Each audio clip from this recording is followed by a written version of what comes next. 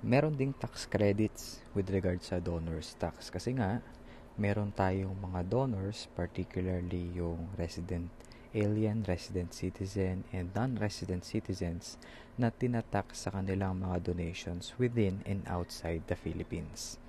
And there is consideration sa binabayad nilang donors tax sa ibang bansa which can be claimed as tax credits dito sa Pilipinas.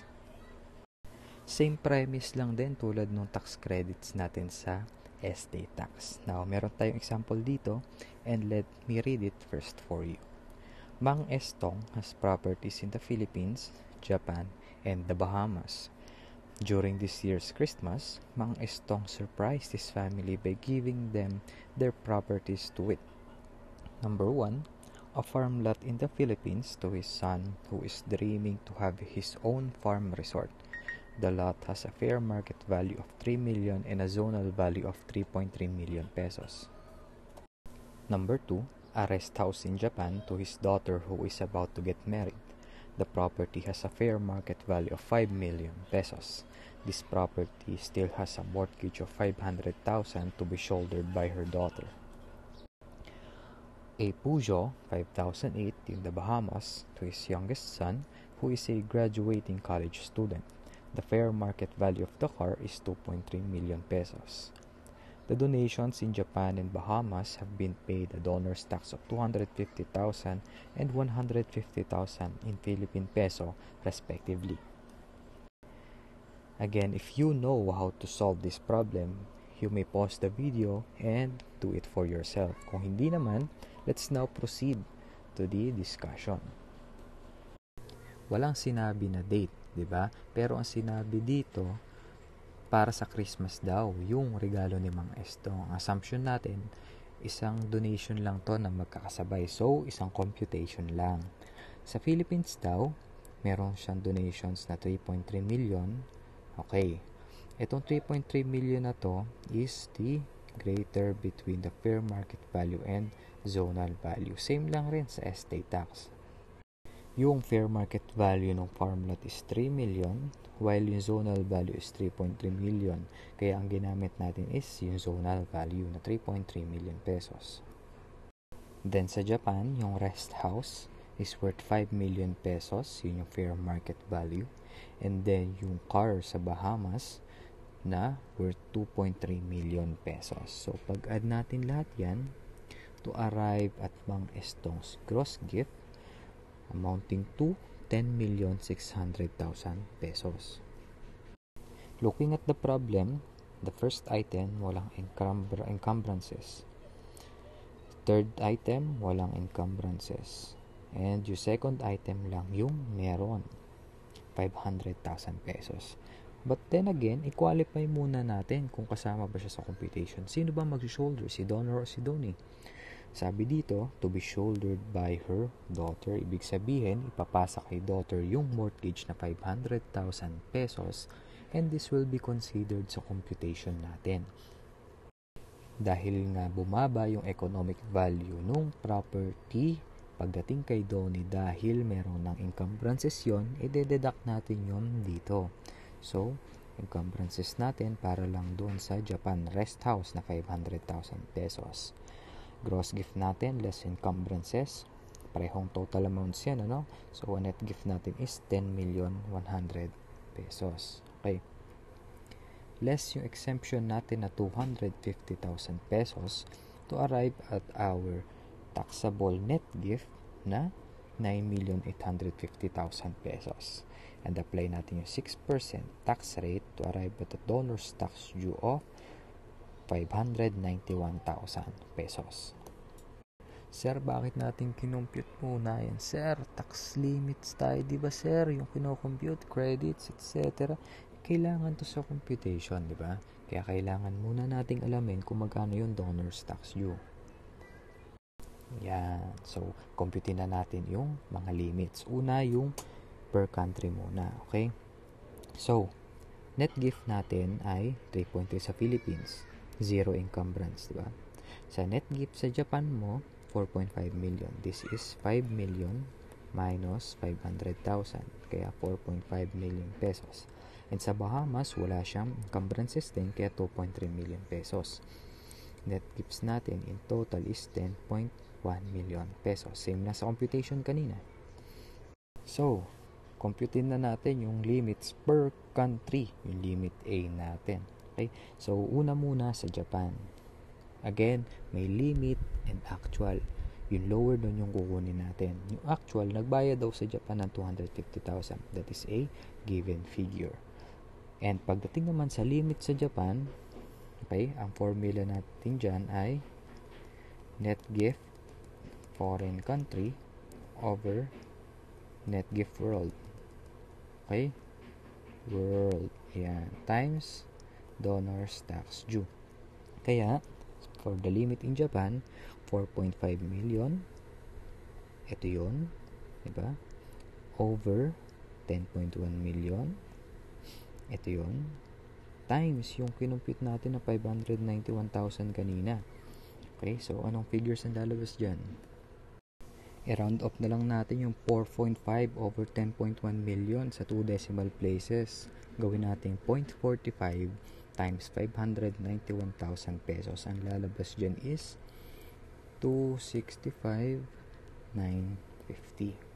Okay, so lower daw ang gagamitin natin, whichever is lower. So ang dadali natin dito is yung 250,000 na actual.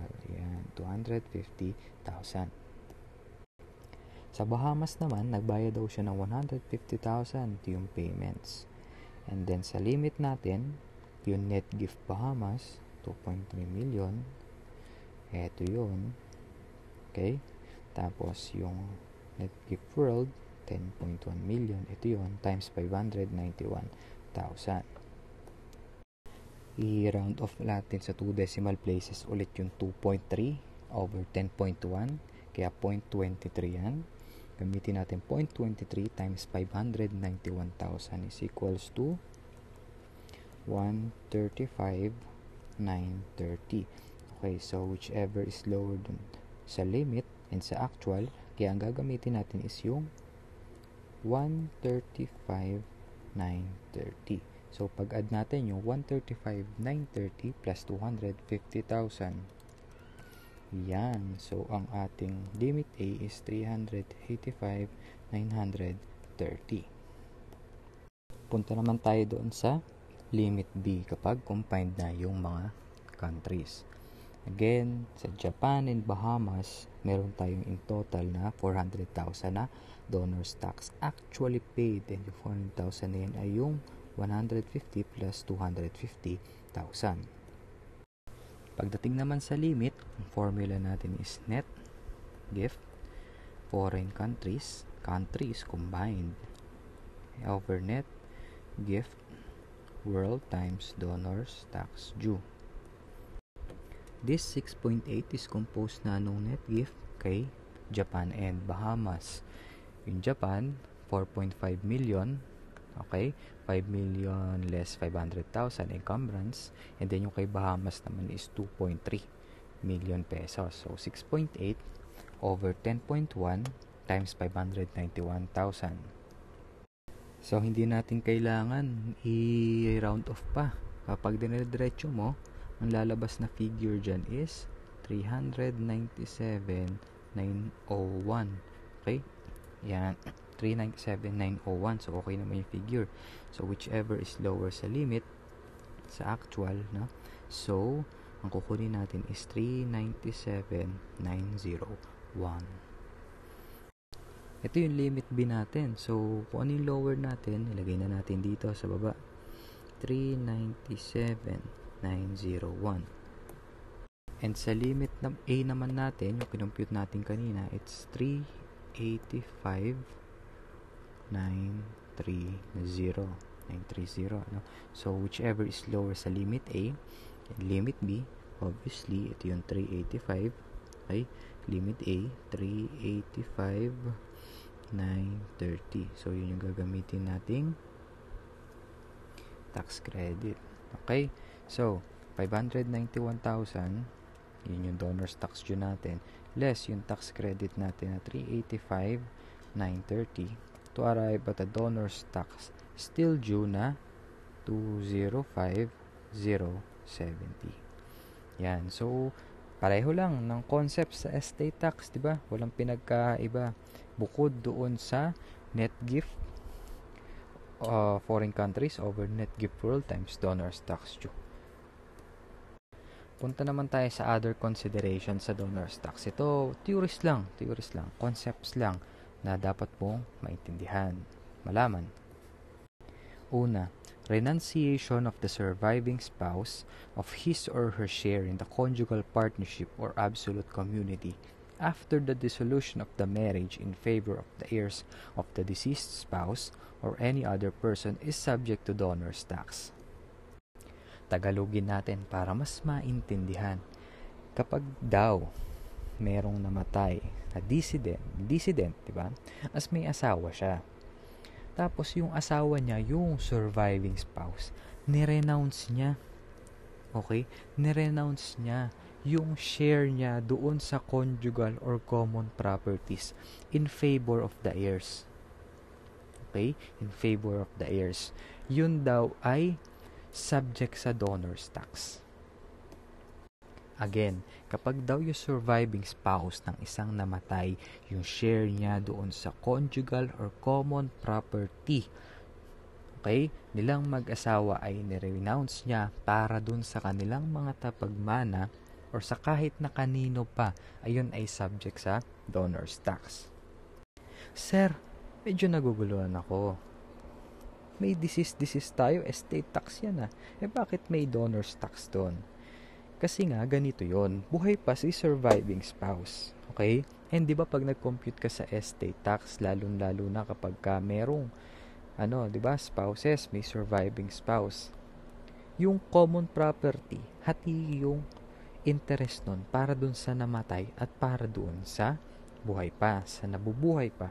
At sabi nga dito, yung doon sa nabubuhay pa, kung ibibigay niya na yung properties o yung interest doon sa conjugal properties, doon sa tagapagmana o sa iba pang tao, subject sa donors tax yon. Bakit subject sa donors tax? Kasi nga, ibinigay niya noong buhay pa siya. Hindi pa naman namamatay si surviving spouse. Kaya pag binigay niya yung interest niya doon sa mga properties na yon, doon sa tagapagmana, subject yun sa donors tax. Pangalawa, renunciation of inheritance by heirs in his or her corresponding share in the estate in favor of another heir. The renunciation is not deemed a donation and is not subject to donors tax. Yan. Not subject to donors tax na mas naguluhan ka na. Ito kasi yung ibig sabihin nun. Halimbawa, di ba? Merong namatay at meron siyang dalawang tagapagmana. Okay? Si A at si B. Sabi ni B, sige, yung mamanahin ko. Sa'yo na lang, A. Hindi na ako tatanggap ng mamanahin pa. Sa'yo na lahat. Okay? Sa'yo na lahat. Yung pag-renounce daw na yon ni B ng share niya doon sa mamanahin niya para kay A is not deemed a donation and is not subject to donors tax. Sir, ibinigay niya na nga diba? Nirenounce niya na nga. Sige, kay A na lang. Si B napakabait. Okay, ang generous niya. Binigay niya na lang kay A lahat. Bakit hindi subject to donors tax yon? Syempre, hindi pa naman napupunta kay B yun. Diba? Siya pa lang yung tagapagmana. Hindi niya pa natatanggap yung minana. Okay? Hindi niya pa natatanggap yung properties. Pero ibinigay niya na, ipinasa niya na kay A. So, in essence, wala namang properties pa si B. Diba? And, hindi pa napupunta sa kanya yung property, kaya, hindi yun subject sa donors tax. Pangatlo, any contribution in cash or in kind to any candidate, political party, or coalition of parties for campaign purposes shall be governed by the election code. Yan. Okay, election code. So, yung mga donations daw para sa eleksyon, sa kampanya, sa mga kandidato sa politika, political parties, okay, labas na yun sa donors tax ng NIRC. Okay, under na yun ng election code. Hindi na natin sakop yun. Pang-apat, ito yung mga void donations. Donations na hindi kino-consider as a completed or perfected donations. As if walang donation in the first place. Una, those made between persons who were guilty of adultery or concubinage at the time of donation. And pangalawa, those made between persons found guilty of the same criminal offense in consideration thereof. Pangatlo, those made to a public officer or his wife, descendants and ascendants, any reason of his office. Ang reason behind this third one, okay, kasi baka magamit nung public officer or nung pamilya niya yung kanyang posisyon para tumanggap ng mga regalo para gawa ng pabor yung ibang tao na magre-regalo. In short, para maiwasan yung korupsyon. Pang-apat, between spouses, direct or indirect, during the marriage, except moderate gifts during occasions of family rejoicing or distress. And pang-lima, donations made by persons to those who cannot inherit from them. Halimbawa, si A, okay, ang tagapagmana niya ay si B, pero hindi pala pwedeng magmana si B kay A. At the same time, hindi rin pwedeng mag-donate si A kay B. And these are the salient changes sa donor's tax nung dumating yan yung train law. There are four salient changes. Una, no more relatives. All are strangers. Kasi noong sa NIRC na donor's tax, meron tayong classification ni donee. Okay? Ni donee. As to relative at strangers. Okay? Ang pinagkaiba ng relative at strangers, ito, yung pagko-compute sa kanya, graduated yan.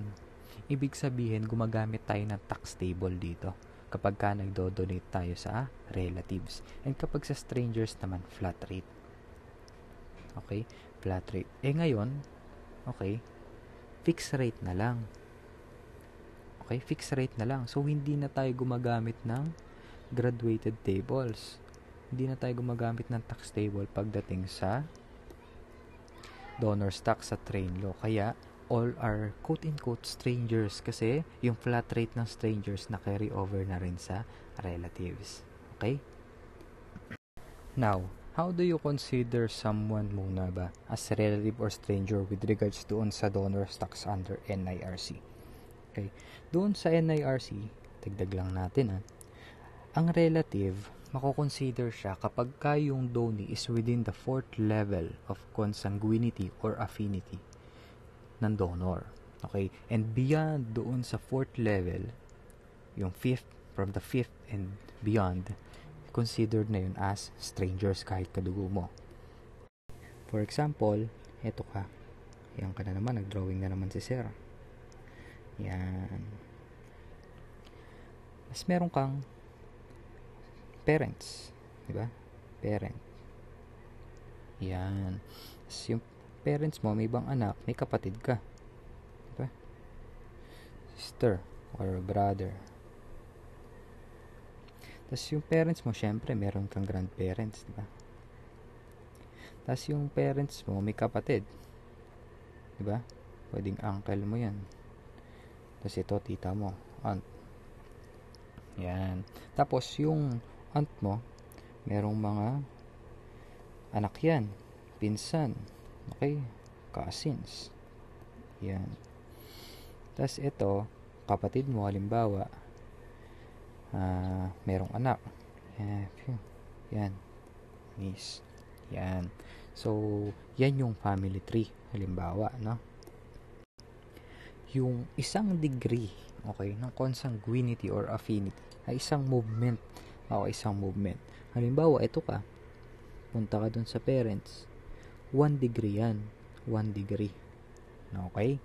Kasi dun ka nang galing. Tapos yung parents mo, yung ibang anak, mga kapatid mo, siblings, 2nd degree yan. Okay? 2nd degree yan.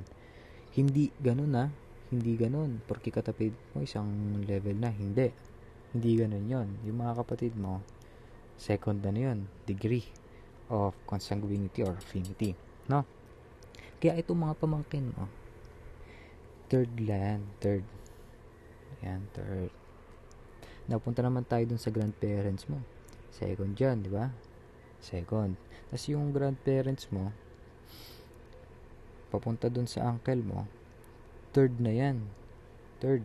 Yan, kita mo, tatlo rin niya. 1, 2, 3. Ito rin, third na rin. Tapos, itong pinsan mo, fourth na yan. Fourth degree. Yan. So, etong mga yan, nakikita mong yan, with regards sa NIRC, sa dating donor stocks, pag nag-donate ka dito sa pinsan mo, cousin mo, they're still considered as your relatives. Gagamit ka pa rin ng graduated tax table. Pero halimbawa, etong pinsan mo nagkaroon ng anak, diba?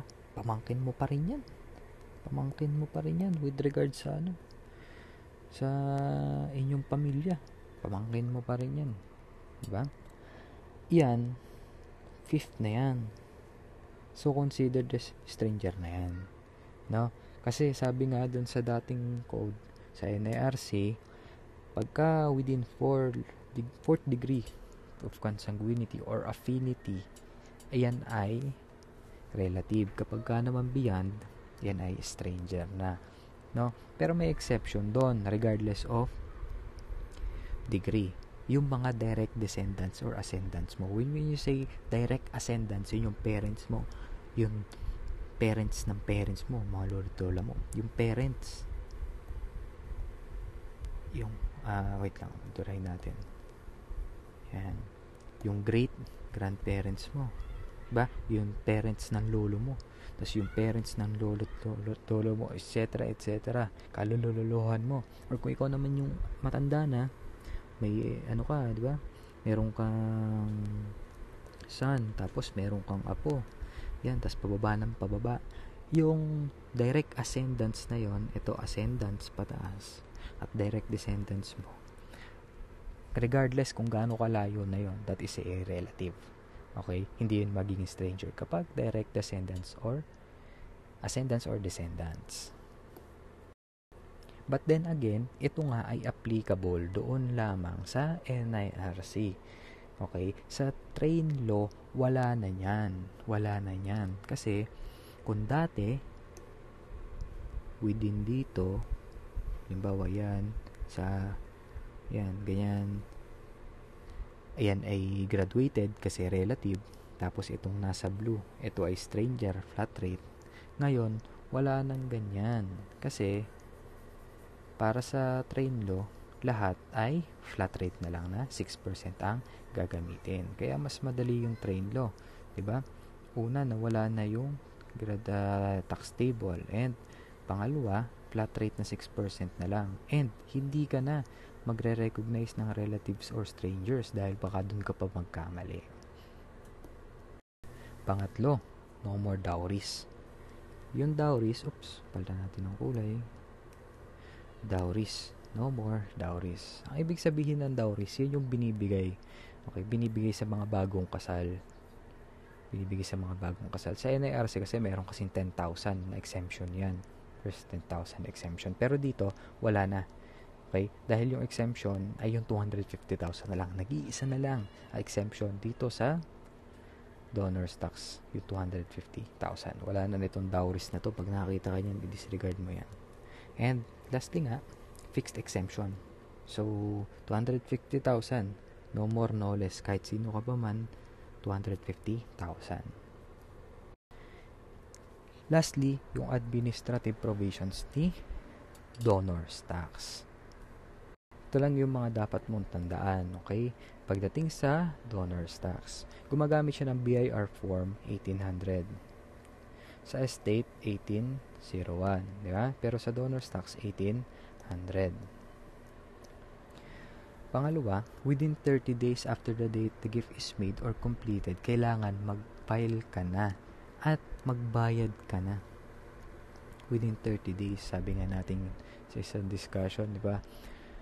Sa estate tax, 1 year. May extension pa dito. Within 30 days lang, donation, completion or perfection ng donation, kailangan mo nang magbayad. Kaya pansin mo rin, di ba, kapag meron kang subsequent donations, alam mo na yung binayaran mo. Donor's tax paid na. Yung nililes natin doon sa donor's tax due.